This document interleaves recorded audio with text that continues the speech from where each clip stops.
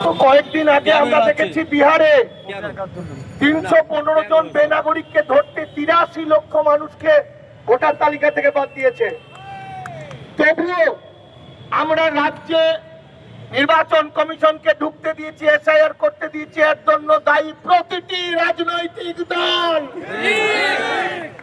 আগে আমরা বলেছিলাম, আগে বিহারের ভূমিপুত্রদের যে 22 লক্ষ মুসলমান মা বোনেদেরকে বেনাগরিক করা হয়েছে, তাদের আগে ফিরিয়ে দেওয়া হোক।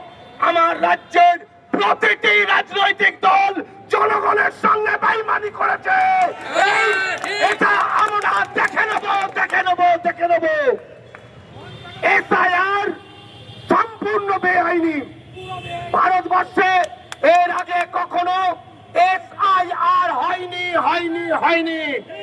স্পেশাল ইন্টেনসিভ রিভিশন হয়নি। 1952 সাল থেকে প্রতি বছর ওরা রিভিশন করে নভেম্বর ডিসেম্বর। তাহলে 75 বছর ধরে তোমরা যে কাজ পারোনি, 70 বছর ধরে যে কাজ পারোনি, আজকে 2 মাসের মধ্যে তোমরা কি করবে? তোমাদের আসল উদ্দেশ্য আমরা জানি। মনে করুন বান হয়েছে, 10টা গ্রামের লোক বাঁধ পাহারা দিচ্ছে, 10টা গ্রামের লোক, কিন্তু যদি বাঁধ ভেঙে জল ঢুকে পড়ে তখন কিন্তু সবাই ভাববে আমার গ্রাম কি করে বাঁচবে।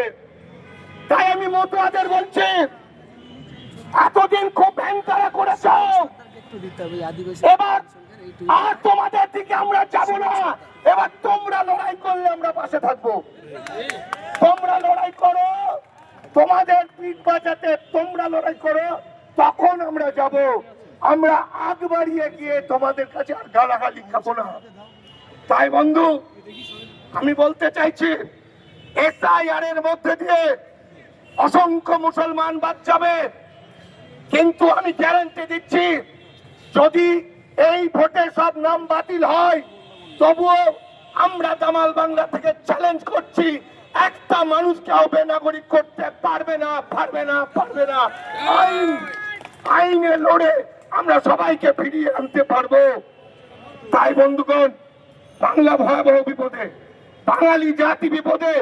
আজকে বাংলাকে দখল করতে চাইছে, বাঙালিকে দখল করে বাঙালি জাতিকে কৃতদাস বানাতে চাইছে। তাই যে যেখানে আছেন বাঙালি এখন তারা করুন আরএসএস বিজেপিকে, এই নির্বাচন কমিশনকে তারা করুন, দৌড় করে বাংলা ছাড়া করুন।